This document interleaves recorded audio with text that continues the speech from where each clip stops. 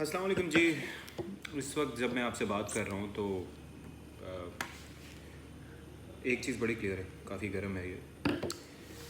ایک چیز بڑی کلیئر ہے کہ جو ہمارا ملک ہے اس میں کورونا کے جو کیسز ہیں 26 فروری کو پہلا کیس سامنے آیا تھا اور اب ان کی تعداد بڑھتی جا رہی ہے.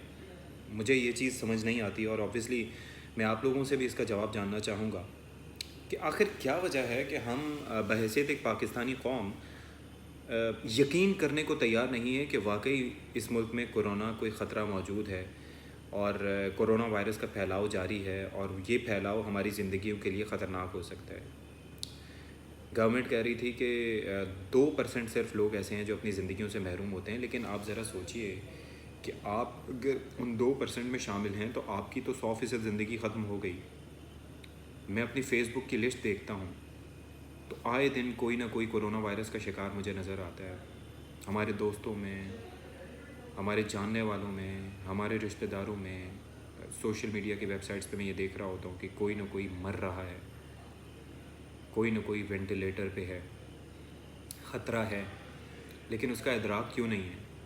ماہ رمضان کے آخری ایام میں 12 مئی کے بعد سے 11-12 مئی کے بعد سے جب سے یہ لاک ڈاؤن کا سلسلہ ختم ہوا ہے, میں دیکھ رہا ہوں کہ لوگ بالکل احتیاط کرنا چھوڑ چکے ہیں, ماسک پہننا بھول چکے ہیں, احتیاط کرنا چھوڑ چکے ہیں, مذاق سمجھ رہے ہیں.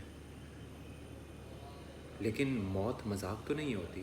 آخر ہماری قوم اتنی بے حس کیوں ہو گئی ہے, یہ میں سمجھ نہیں پا رہا, اور اس کا جواب میں آپ لوگوں سے چاہتا ہوں.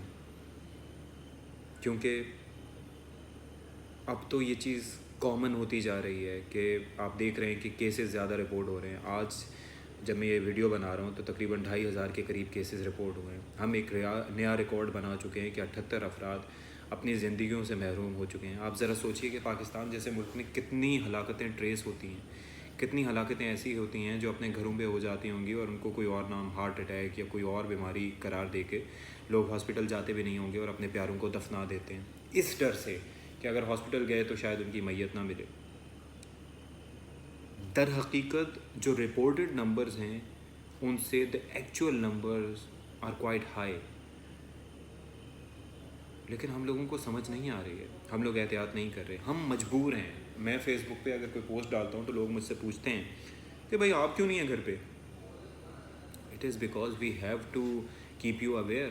ہماری جاب ایسی ہے, we are journalist, we have to keep you aware. لیکن آفس آتے ہوئے I use sanitiser, I use gloves, I wear mask, I keep wearing mask. ابھی آپ کے ساتھ میں گفتگو کر رہا ہوں تو میں ماسک نہیں پہنا ہوا, لیکن اس سے ہٹ کے آن ایئر جانے تک آئی کیپ دا ماسک آن. تو خدارا احتیاط کیجیے. زندگی بہت قیمتی ہے, بہت قیمتی ہے, اور زندگی ایک ہی دفعہ ملتی ہے.